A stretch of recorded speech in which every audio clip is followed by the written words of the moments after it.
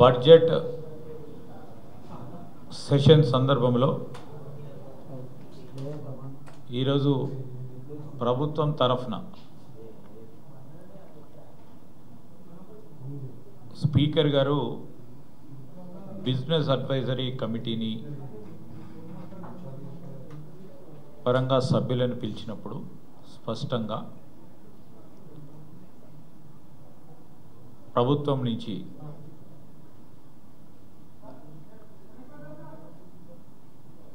ముప్పై తారీఖు లోపల బడ్జెట్కు సంబంధించి మనం ప్రవేశపెట్టాలని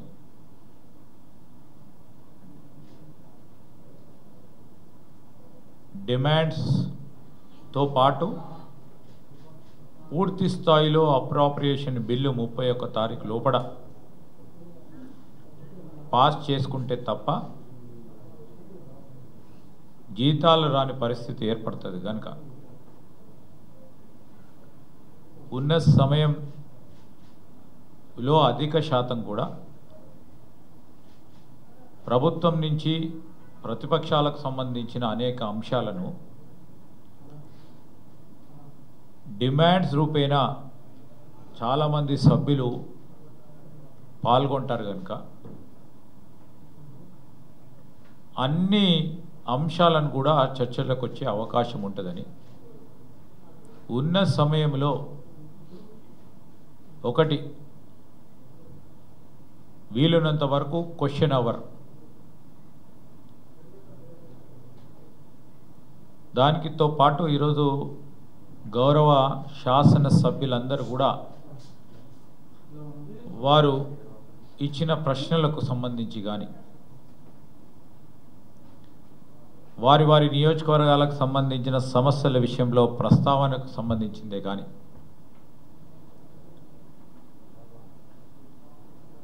రాష్ట్రానికి సంబంధించి ప్రభుత్వానికి సంబంధించి గత 6 నెలల నుంచి చేసిన అభివృద్ధి సంక్షేమం కార్యక్రమాలు ప్రజలకు మేము ఏం చేశామని చెప్పటానికి అవకాశం ఇవ్వమని దానికి తోడు ప్రతిపక్షాలకు సంబంధించిన స్పందన కూడా విందామని మేము స్పీకర్ గారిని కోరటం జరిగింది. బడ్జెట్ సమావేశాలు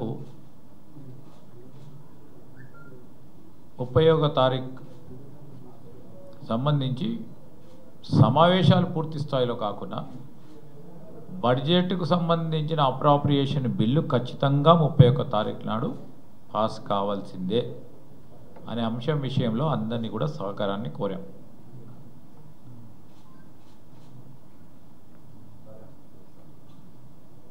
అంతఃపూర్వకం ఓట్ ఆన్ అకౌంట్కు సంబంధించిన బడ్జెట్ సమావేశాలను మేము ఏర్పాటు చేసుకొని 6 రోజుల పాటు రాష్ట్రానికి సంబంధించిన అనేక అంశాలపై గౌరవ శాసనసభ్యులు వారి వారి నియోజకవర్గానికి కానీ రాష్ట్రానికి సంబంధించిన అనేక అంశాలపై వారు ఇదే శాసనసభలో ప్రస్తావన తీసుకురావడానికి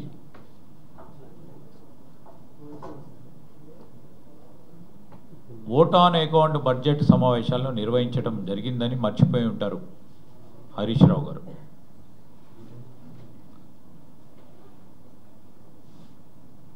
పని దినాలను పెంచాలే, అసెంబ్లీ సమావేశాలు ఉండాలని ఆలోచన చేస్తుంది మా ప్రభుత్వం. ఎప్పుడైనా కానీ కేంద్ర ప్రభుత్వం బడ్జెట్ ప్రవేశపెట్టిన తర్వాత, జనరల్ బడ్జెట్ ప్రవేశపెట్టిన తర్వాత రాష్ట్రానికి కేంద్రం నుంచి వచ్చే నిధులను దృష్టిలో పెట్టుకొని రాష్ట్ర బడ్జెట్ను మనం రూపొందించుకుంటాం. ఇవాళ 23వ తారీఖు కేంద్ర బడ్జెట్ను ప్రవేశపెట్టింది.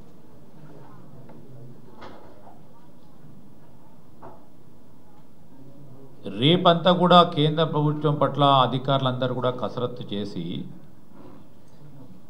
ఎల్లుండి రాష్ట్ర ప్రభుత్వం ప్రభుత్వం బడ్జెట్ను ప్రవేశపెట్టబోతా ఉంది. అది అందరికీ కూడా తెలుసు. ఫైనాన్స్ మినిస్టర్గా ఉన్న హరీష్ రావు గారికి కూడా తెలుసు.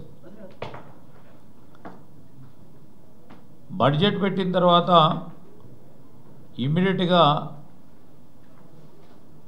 బడ్జెట్కు సంబంధించిన సెలవు దినం ఇస్తాం.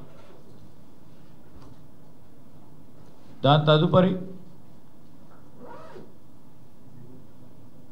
జనరల్ డిస్కషన్ ఉంటుంది బడ్జెట్ పైన, దానిపైన రిప్లై ఇవ్వాల్సి వస్తుంది. తదనంతరం సండే బోనాల పండుగ కూడా ఉంది. ఉన్న 3 రోజుల లోపల పూర్తి స్థాయిలో బడ్జెట్ను మనం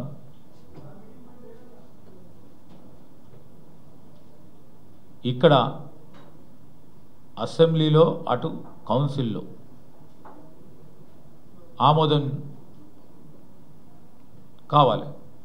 ఇవన్నీ తెలిసి కూడా తిమ్మిని బమ్మి చేయాలి, బమ్మిని తిమ్మి చేయాలి అనే ఆలోచనతోనే టీఆర్ఎస్ పార్టీ వారు, ప్రత్యేకంగా హరీష్ రావు గారు ఈరోజు చెప్పి కాంగ్రెస్ పార్టీ ప్రభుత్వం ఏ విధంగానైతే హామీలు ఎగవేస్తుందో అదేవిధంగా అసెంబ్లీ సమావేశంపై మాట్లాడుతూ ఉన్నారు.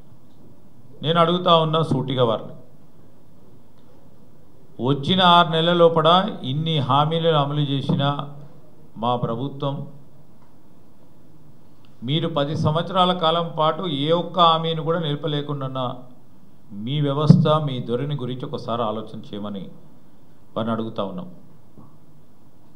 ఈరోజు దానికంటే ముందు 2014-15కు సంబంధించి కేంద్ర ప్రభుత్వం బడ్జెట్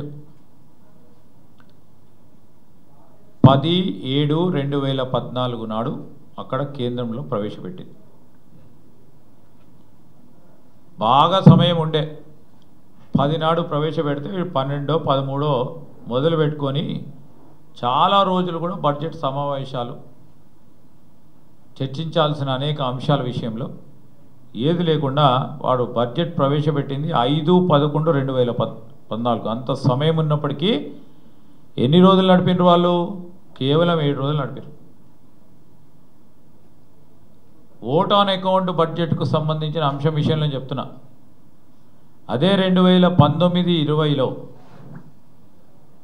5/7/2019లో కేంద్ర ప్రభుత్వం బడ్జెట్ ప్రవేశపెడితే 9/9/2019లో ఈ రాష్ట్ర ప్రభుత్వం బడ్జెట్ ప్రవేశపెట్టింది. అప్పుడు కూడా 8 రోజులు పెట్టారు. అంత సమయం ఉన్నట్టు మాకు సమయం తక్కువ ఉన్నప్పటికీ వీలున్నంత వరకు సమావేశాలు ఎక్కువ దినాలు ఉండాలి అని ఆలోచనతో ముందుకు పోతా ఉన్నాం. ఈరోజు మీరు చూస్తే 2024-25కు సంబంధించి 23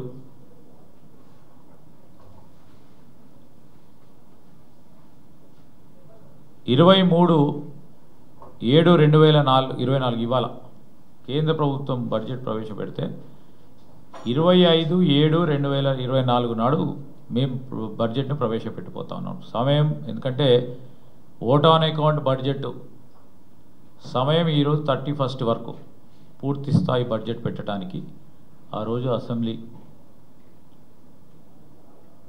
పరంగా మనము నిర్ణయం చేసుకోవటం జరిగింది. ఆ సందర్భంలో ఈ విధంగా పోతూ ఉంటే హామీల వరకు పోయినరు. ఏ ఒక్క హామీని విస్మరించకుండా ఆర్థికంగా ఈరోజు ప్రభుత్వానికి సంబంధించిన ఖజానాను ఇష్టారాజ్యంగా అడ్డగోలుగా ఆ రోజు టీఆర్ఎస్ పార్టీ ప్రభుత్వం నడిపిన దాంట్లో గాడిలో పెట్టి ఈరోజు ఒక్కటి తర్వాత ఒకటి మేము ఇచ్చిన హామీలను నిలబెట్టుకునే కార్యక్రమం ఆచరణలో ముందుకు పోతా ఉన్నాం. ఇది ప్రజలందరికీ కూడా తెలుసు.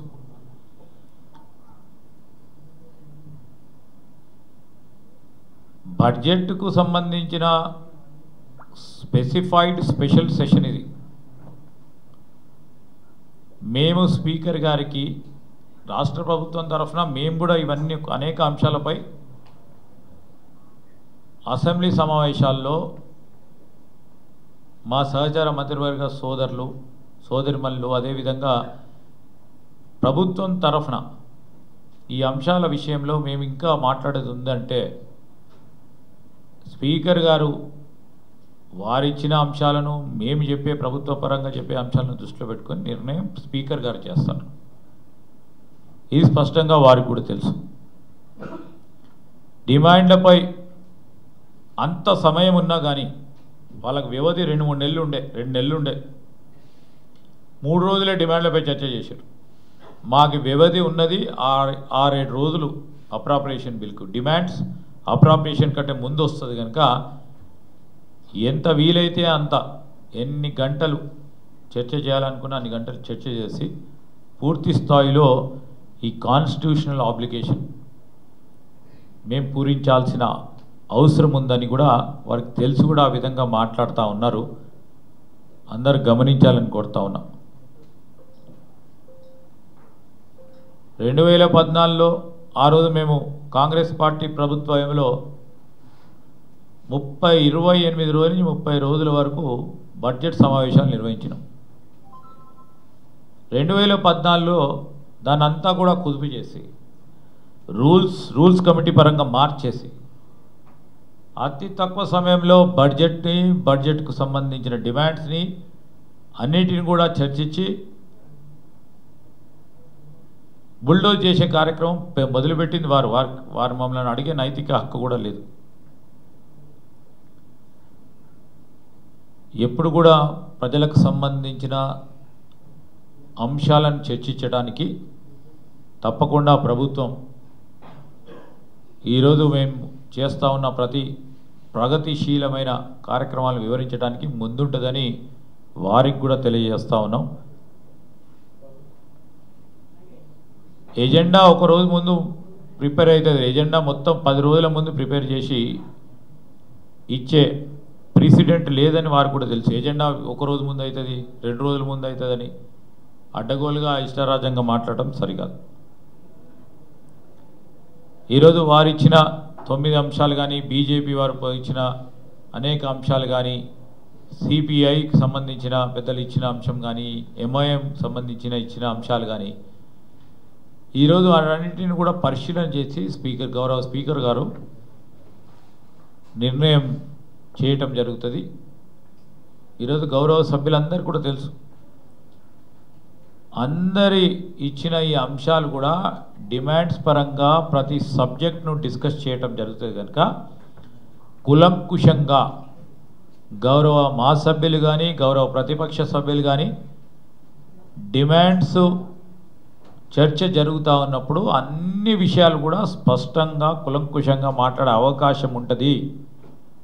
తదుపరి ఇంకేదైనా ఉంటే స్పీకర్ గారి అనుమతితో తప్పకుండా అంశాల విషయంలో స్పష్టంగా ప్రభుత్వం ముందుంటుందని మేము తెలియజేస్తా ఉన్నాం. రెండో అంశానికి వస్తే ఈరోజు వారు అనేక అంశాలు మాట్లాడారు. శాంతి భద్రతలకు సంబంధించిన వైఫల్యం, చేనేత కార్మికుల ఆత్మహత్యలు, గ్యారెంటీలకు సంబంధించి రుణమాఫీ ఆంక్షలు కానీ, పంటల బోనసే కానీ, రైతు భరోసానే కానీ, స్థానిక సంస్థలకు సంబంధించి కానీ వీటన్నిటి విషయంలో వారికి మాట్లాడే నైతిక హక్కు లేదని చెప్తా ఉన్నాం. లా అండ్ ఆర్డర్ విషయంలో మాట్లాడతారు వాళ్ళు. పట్టపగలు వారికి సంబంధించిన వారు అడ్డగోలుగా పట్టపగలు మిట్ట మధ్యాహ్నం దంపతులను హత్య చేస్తే వారిని పట్టించుకునే నాదుడు లేకుండా పోయి వారు మాట్లాడుతున్నారు. ఈరోజు రుణమాఫీ విషయంలో ఎప్పుడు లేని విధంగా 2008 తర్వాత ఈరోజు రుణమాఫీ ఒకటే దఫా మేము ఇచ్చిన మాటపై నిలబెట్టుకోవడానికి రుణమాఫీ కార్యక్రమాన్ని మొదలుపెట్టి ఆగస్టు 15 లోపల 2 లక్షల రూపాయల రుణమాఫీ కార్యక్రమం కనబడతా ఉన్నప్పుడు రుణమాఫీ చేయలేదంటా ఉన్నారు. స్థానిక సంస్థలను నిర్వీర్యం చేసింది. మీరు అడగండి, స్థానిక సంస్థలకు సంబంధించిన సర్పంచ్లను, ఎంపీటీసీలను, జెడ్పీటీసీలను వాళ్ళకి ఏమైనా నిధులు వచ్చినాయా? వారికి సంబంధించిన నిధులు లేక, అధికారాలు లేక ఇబ్బంది పడ్డ వైనం ఇప్పుడు వారికి గుర్తొచ్చింది. చాలా సంతోషం. ఈరోజు మేము చెప్తా ఉన్నాం, ఇంకో పక్షాన బీజేపీ రైతులకు సంబంధించి ముసలి కన్నీరు గారుస్తూ ఉన్నారు వాళ్ళు. ఇవాళ ఒక పక్కన రైతు రుణమాఫీ ఇంత పెద్ద ఎత్తున జరుగుతూ ఉన్న సందర్భం 31,000 కోట్ల రూపాయలు 2 లక్షల రూపాయల వరకు ఆ రైతు సోదరుడికి రుణమాఫీ జరుగుతూ ఉన్న సందర్భంలో అది కాదు వద్దు అని చెప్పే ఆలోచన చేస్తున్నట్టు కనబడతా ఉంది బీజేపీ వారిది. ఇంకో ప్రధానమైన అంశం, ఈరోజు కేంద్ర బడ్జెట్ ప్రవేశపెట్టారు. ప్రతి సందర్భంలో ముఖ్యమంత్రి గారు, ఉప ముఖ్యమంత్రి గారు, మా సహచర గౌరవ మంత్రులు కేంద్రానికి సంబంధించిన సంబంధిత మంత్రివర్గ పెద్దలతోని రాష్ట్రానికి సంబంధించిన అవసరాలు, రాష్ట్రానికి రావాల్సిన అనేకంగా ఉన్న పెండింగ్ విషయాలను ప్రస్తావన తీసుకొచ్చి ఈ బడ్జెట్లో కూడా పెద్ద పెట్టున తెలంగాణకి నిధులు ఇవ్వాలని అనేక సందర్భాల్లో కోరిండ్రు. నిన్న కూడా ముఖ్యమంత్రి గారు, ఉప ముఖ్యమంత్రి గారు, ఇరిగేషన్ శాఖ మంత్రివర్యులు, ఆర్ఎన్బి మంత్రివర్యులు అందరూ కూడా పోయి దాదాపు అందరి మంత్రులతో కలిసి మరొకసారి ప్రస్తావన తీసుకొచ్చి తెలంగాణ రాష్ట్రానికి ఎక్కువ నిధులు ఇవ్వాలని వారిని కోరటం, డిమాండ్ చేయటం జరిగింది.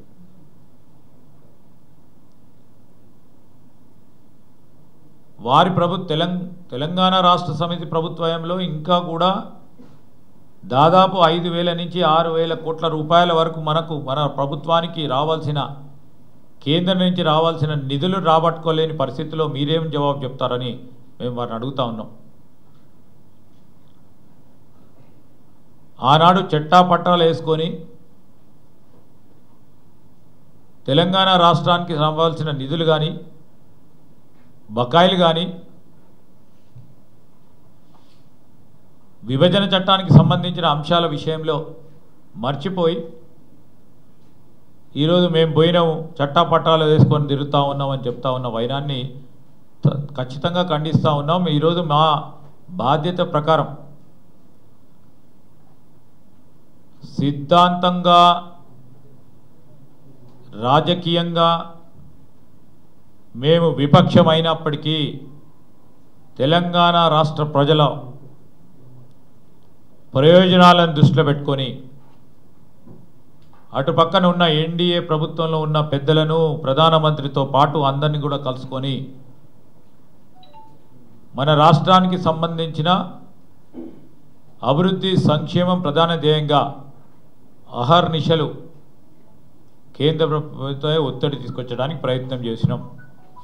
ఇప్పుడు కూడా చేస్తూ ఉన్నాం, చేస్తాం.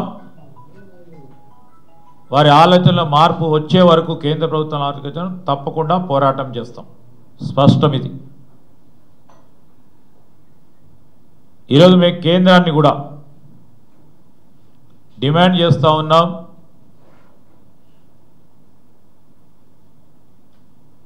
ఇతర రాష్ట్రాలకు ప్రత్యేకంగా విభజన చట్టానికి సంబంధించి ఆంధ్రప్రదేశ్కు ఇచ్చిన ప్రాధాన్యతలో మాకు కూడా సరిసమానంగా ప్రాధాన్యత ఇచ్చే కార్యక్రమం చేయాలని కేంద్ర ప్రభుత్వాన్ని డిమాండ్ చేస్తూ ఈ రాష్ట్రానికి సంబంధించిన బీజేపీ గౌరవ పార్లమెంట్ సభ్యులని, ఈ రాష్ట్రానికి సంబంధించిన బీజేపీ శాసన సభ్యులని మేము అడుగుతా ఉన్నాం. కేంద్ర ప్రభుత్వం చిన్నచూపు చూస్తూ ఉంది. మీరు పోయి మీ ప్రధాని గారి దగ్గర, మంత్రుల దగ్గర రాష్ట్ర ప్రయోజనాలను దృష్టిలో పెట్టుకొని పెద్ద పెట్టున ఇప్పటికైనా ఈరోజు అప్రాప్రియేషన్ కేంద్రంలో అయ్యే లోపల మీ గొంతు వినిపించి మార్పు తీసుకురావాలని మేము వారిని డిమాండ్ చేస్తూ ఉన్నాం. అనేక అంశాలు ఉన్నాయి విభజన చట్టానికి సంబంధించి. కానీ రాష్ట్ర ప్రభుత్వం సంబంధించి 10 సంవత్సరాల కాలం పాటు అయిపోయిన తర్వాత కూడా ఇంకా అనేక అంశాల విషయంలో, జీఎస్టీ విషయంలో కానీ, రైల్వేస్కు సంబంధించిన మన కొత్త రైల్వే రూట్స్ విషయంలో కానీ ఇంకా అనేక అంశాల విషయంలో కేంద్ర ప్రభుత్వం దగ్గర ఉన్న మా అర్జీలను ఈ బడ్జెట్లో ప్రతిబింబం చేసే కార్యక్రమం బాధ్యత బీజేపీకి సంబంధించిన ఇక్కడ మంత్రులది, అదేవిధంగా ఇక్కడ ఉన్న బీజేపీకి సంబంధించిన పార్లమెంట్ సభ్యులది, శాసన సభ్యులని కూడా మేము డిమాండ్ చేస్తా ఉన్నాం.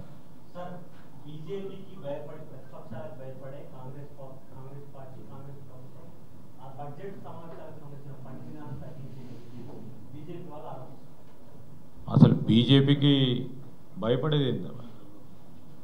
స్పష్టంగా భయం ఎందుకు పడాలి? 6 నెలల నుంచి సంక్షేమాన్ని అభివృద్ధిని రెండు కళ్ళగా ఆలోచన చేసి కాంగ్రెస్ పార్టీ ప్రభుత్వం ముఖ్యమంత్రి గారు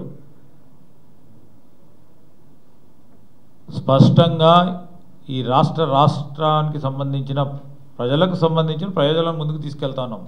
మేము చెప్తా ఉన్నాం, వారు అడిగిన ప్రతి అంశంపై తప్పకుండా చర్చించడం జరుగుతుంది.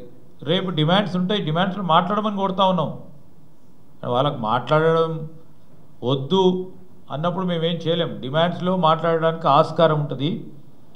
తదుపరి కూడా అప్రాప్రియేషన్ బిల్ తర్వాత స్పీకర్ గారి ఆలోచన మేరకు పని దినాలు పెంచితే దాంట్లో కూడా అవకాశం ఉంటుంది. ఇంకెక్కడ భయపడడం, ఇక్కడ మేము ఇంకా చెప్పనే లేదు.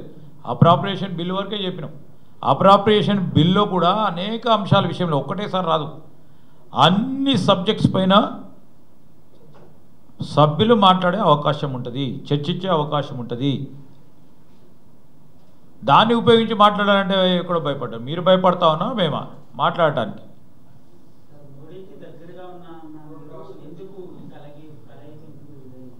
ఎవరు దగ్గర ఉన్నారన్నారు? సిద్ధాంతపరంగా దగ్గర ఉన్నామా? రాజకీయ పరంగా దగ్గర ఉన్నామా? ఈరోజు దేని పరంగా బీజేపీకి దగ్గర ఉన్నాం?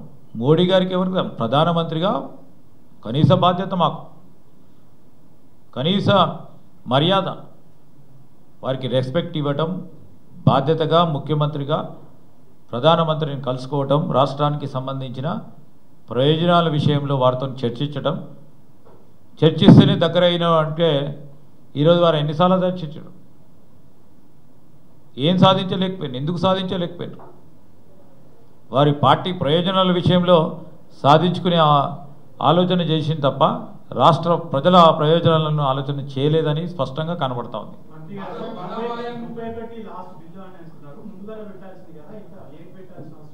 ముందుగా ఇట్లా పెడతాం, ఇవాళ బడ్జెట్ పెట్టిర్రు కాదు. బడ్జెట్ సమావేశాలకు సంబంధించి ఇవాళ బడ్జెట్ కేంద్ర ప్రభుత్వం పెట్టిరు. బడ్జెట్ పెట్టాల్సినది మేము వారు పెట్టిన తర్వాతనే పెట్టాలి. పెట్టే క్రమంలో 23 పెట్టింది కనుక ఒకరోజు గ్యాప్ తీసుకొని 25 పెట్టినాం. 24 నాడు కూడా గవర్నమెంట్ బిజినెస్ టేకప్ చేస్తాం. ఈరోజు కూడా అసెంబ్లీ నడపడం జరిగింది. ఈరోజు ఎప్పుడు బడ్జెట్ సమావేశాలు పెడితే ఆ విధంగా పెట్టుకునే తర్వాత బడ్జెట్ సమావేశాలు ఉంటాయి. సాధారణ అసెంబ్లీ సమావేశాలు ఉంటాయి. ఇంకా 10 రోజులు ఉండొచ్చు, 15 రోజులు ఉండొచ్చు, ఇంకా 20 రోజులు ఉంటుంది. ఇప్పుడే మొత్తం బడ్జెట్ సమావేశాలనే మొత్తం మాట్లాడండి. డిమాండ్స్లో అవకాశం ఉంటుంది, మాట్లాడండి. దాని తదుపరి ఎక్స్టెండ్ చేస్తే మాట్లాడండి. ఇంకేం నిర్ణయం చేయలేదు, పారిపోయినరు గిరిపోయినరు అని మాట్లాడితే ఎట్లనే?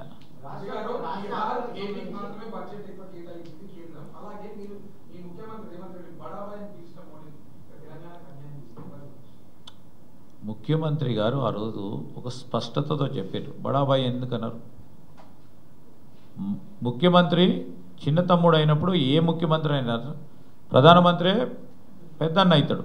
స్పష్టంగా ఆ విధంగా మాట్లాడింది. దాంట్లో ఇంకో వాళ్ళు అర్థాలు తీయడానికి ఆస్కారం లేదు. రెండవది, మేము అటు బీజేపీ, మేము కాంగ్రెస్, ఎక్కడైనా కలయిక ఉంటుందా? బీఆర్ఎస్ బీజేపీ కలిసినట్టు ఉంటుంది? ఎక్కడ ఉండదు కదా.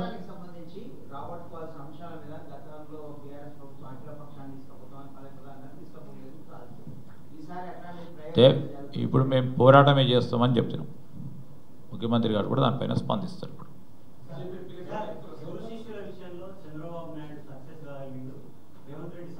ఏదండి రేవంత్ రెడ్డి సక్సెస్ కాదు. ఇన్నిసార్లు ఢిల్లీ పోయినప్పుడు ఏమడిగిన మంత్రులు కానీ రేవంత్ రెడ్డి అందుకోసం అవే నిధులు మన రాష్ట్రానికి వచ్చాయని ఏలేటి మహేశ్వర్ రెడ్డి అంటారు.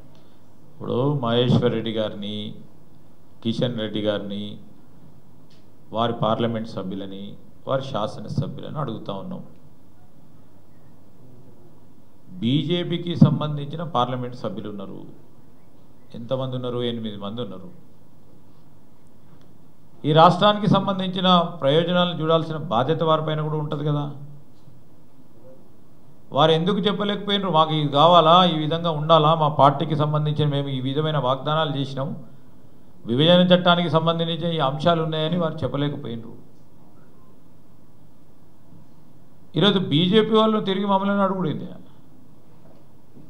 కాంగ్రెస్ పార్టీ ప్రభుత్వాన్ని వారు బీజేపీని అడగలేకపోయినారని అడగటం అనేది చాలా విడ్డూరంగా ఉంది. ఈరోజు మేము అడుగుతా పోతా ఉన్నాము, అడుగుతూ తీరుతాము. ఇంకా రాబోయే కాలంలో తప్పకుండా వాళ్ళని అడుగుతాం. రాష్ట్రానికి సంబంధించిన హక్కులను కాపాడే విషయంలో మా హక్కులు కాపాడాలని ప్రధానమంత్రి గారిని, మంత్రులను, ఆ ప్రభుత్వాన్ని ఖచ్చితంగా అడుగుతాం.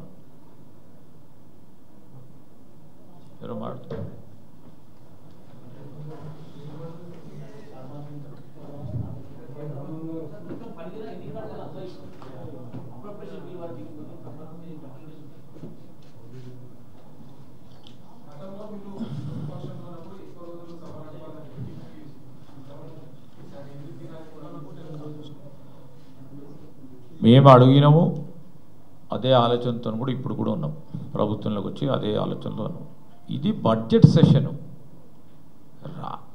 మొత్తము సంవత్సరంలో 10 దినాలు ఎన్ని నడుస్తున్నాయి చూడాలి. కానీ ఇది ఫలానా బడ్జెట్ స్పెషల్ సెషన్ ఉంటుంది, 2 డేస్ ఉంటుంది. సాధారణ సెషన్ ఉంటుంది, 16 రోజులు ఉండొచ్చు, 20 రోజులు ఉండొచ్చు, 25 రోజులు ఉండొచ్చు. ఇదే సెషన్లో మొత్తం వార్షికంగా మాట్లాడేది అంతా కూడా ఈ సెషన్లో మాట్లాడదాం. ఇంకో 10 రోజులు. అసలు ఈ ఆలోచన ఎందుకు పెడతా ఉన్నారో వాడు నాకు అర్థమవుతలేదు. తప్పకుండా సమస్యలు ఉన్నాయి. అనేక సంక్షేమ కార్యక్రమాలు కూడా మేము కూడా మా ప్రభుత్వం గురించి చేపట్టినాం. మాకు కూడా సమయం సరిపోదు. మేము కూడా ప్రజలకు, ఈ రాష్ట్ర ప్రజలకు ప్రతిపక్షాలు చేస్తూ ఉన్న సత్యదూరమైన మాటలు చెప్పడానికి కూడా అసెంబ్లీ సమావేశాలను సందర్భంలో చెప్పాలనుకుంటున్న సమయం సరిపోలే. మాకు కూడా ఉంది. స్పీకర్ గారు అనుమతిస్తే మేము ఎన్ని రోజులు అంటే అన్ని రోజులు చేస్తాం.